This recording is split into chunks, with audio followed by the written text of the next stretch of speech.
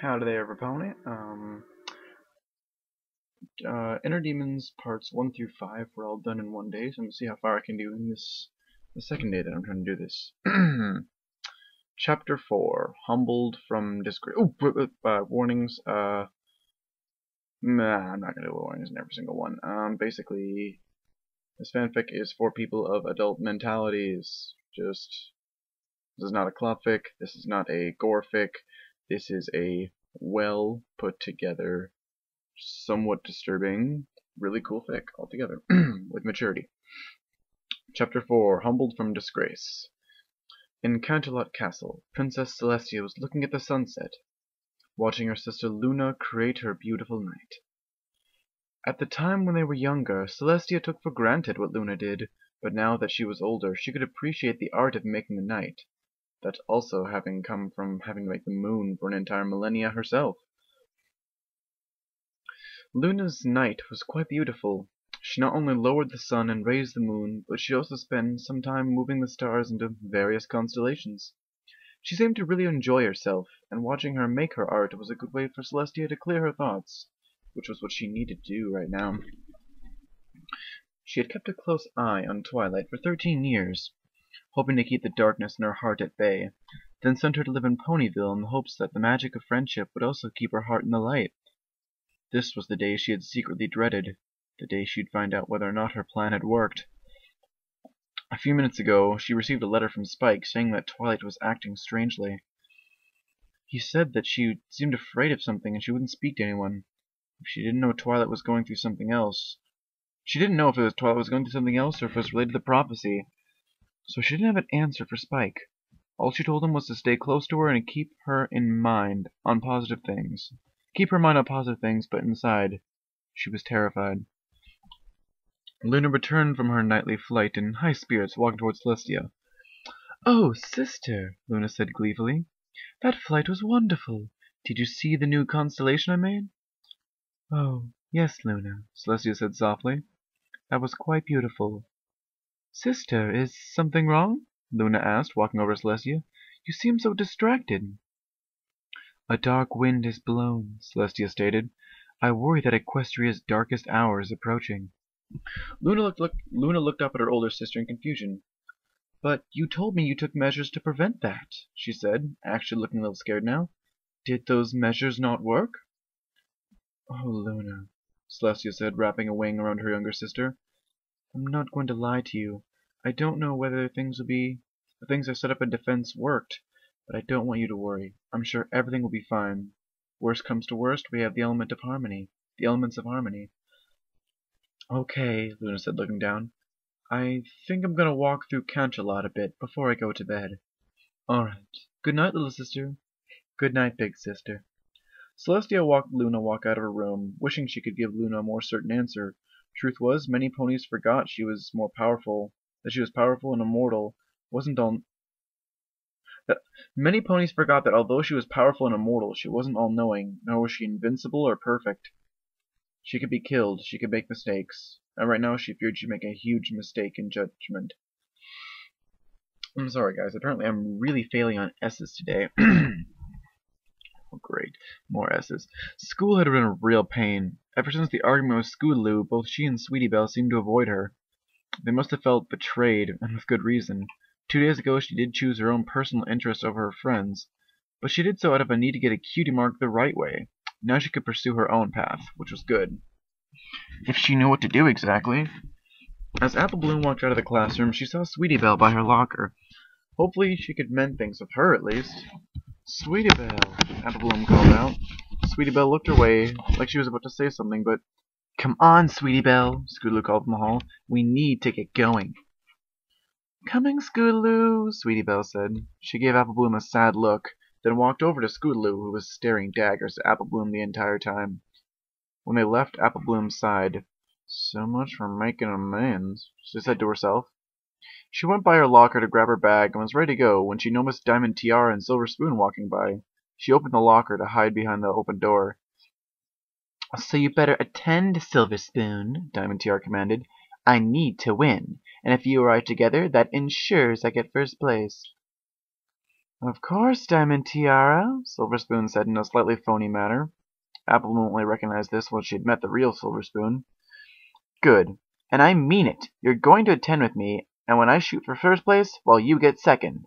Right? You're the boss. Diamond Tiara gave an arrogant giggle. Damn right. See you, Silver Spoon. Take care, Diamond Tiara.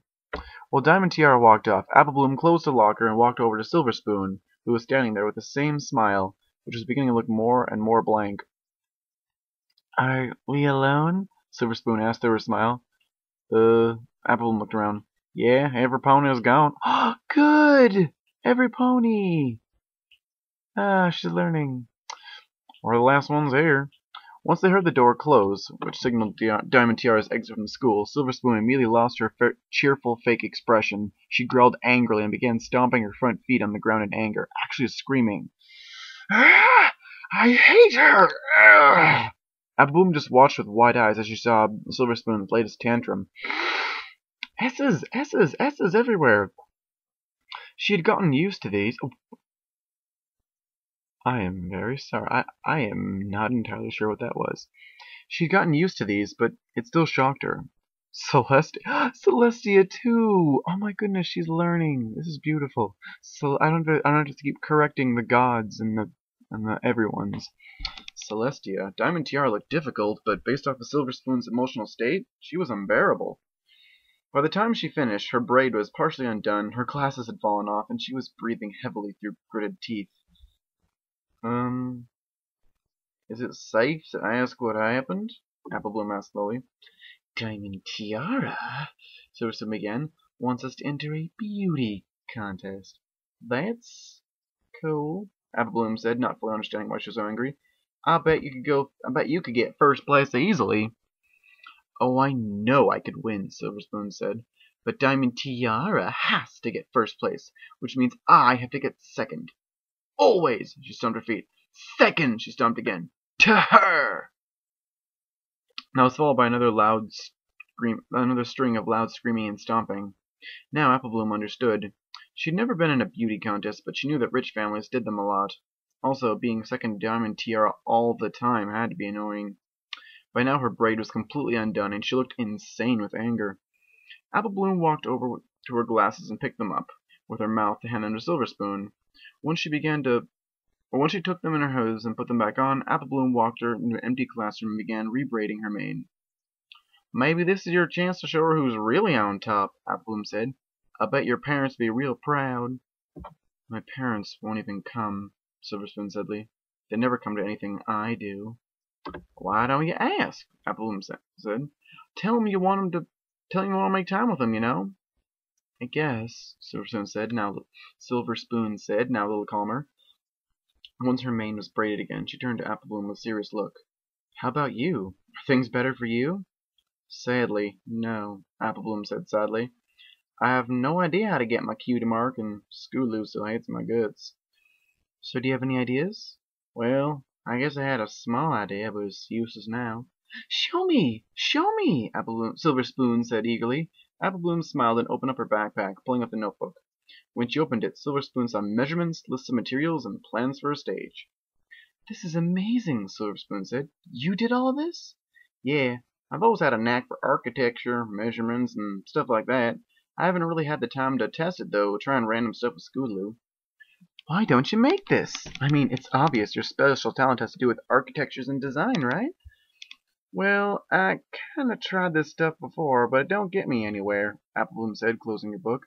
Besides, this is the stage I planned for oh, come to think of it, that's probably the clubhouse, too. She fixed the clubhouse really quick. This is the stage I had planned for Sweetie Belle in her concert. Since she and Scootaloo won't talk to me, I have no use for it. They're just doodles now. Come on, there's always a pony somewhere who might need a good stage. I'm sorry about the emphasis. I just remembered where this is going. Come on, there's always a pony somewhere that might need a good stage, Silver Spoon said. All we have to do is find that pony. You really think I should make this? Applebloom asked. Yes, yes, yes, yes, yes! Whoa, sorry about that. Yes, yes, yes, yes, Silver Spoon said. I can even help. I can give you the money for materials, tools. Oh, we can make it really flashy, with lights and banners. Oh, we could put extra fireworks used for special effects and totally go all out. Whoa, whoa, whoa! Applebloom shouted nervously. Do we need to go that far? The more goes into making it, the more likely you'll have to getting a cutie mark. Come on, this is a big opportunity for you. Come on, let's do this. It looked like Silver Spoon was more excited this than she was, but Applebloom thought about it. The more Applebloom thought about it, the more appealing it was. She could get her cutie mark like this, and working with Silver Spoon would give Applebloom the funding she needed to really make it special. Something ponies would be talking about for years to come. The little filly who at age 10 made the stage for one of the biggest shows in Equestria. That would be major. Now all they needed was a show. If we do this, we need to find a show. I mean, a stage ain't worth much of that one. True, Silver Spoon said thoughtfully. Let's head out to find a pony who's in need of a killer stage. And with that, Silver Spoon got up and trotted off. Yep, they were about to do this. Applebloom sighed and trotted after a rich, powerful, and very enthusiastic friend, just happy she wasn't angry about Diamond Tiara anymore. At least, not visibly angry. There's a bit more to the chapter, but due to the content of it, I think I'm just going to cut up the video off here and have a second video that'll have this bit. I'm willing to break it off for emphasis. I'm sorry if it seems unprofessional or unfun for me to have like all this other talking and doing it, but that's just what I do. So yeah, this is a pretty good fanfic. I'm really looking forward to completing the project because I've never actually finished the story, and I really like the story. I really like all the work they've done with these characters. It's just tremendous. Also, I have my first I wouldn't say fan, but I have my first like viewer who I don't know personally. So yay, I'm getting there, right?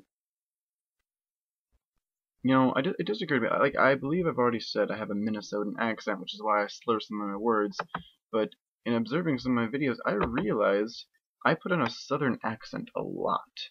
Like, when I'm just talking, like, when I'm just talking to people, I put on a southern accent. Like, I know Applejack is his favorite pony, but I don't know. So, hope you guys liked it. Hope you ponies, whatever. I'm not really talking to Equestria, I'm talking to bronies. At any rate, I hope you guys liked it. Leave a comment, like, yeah.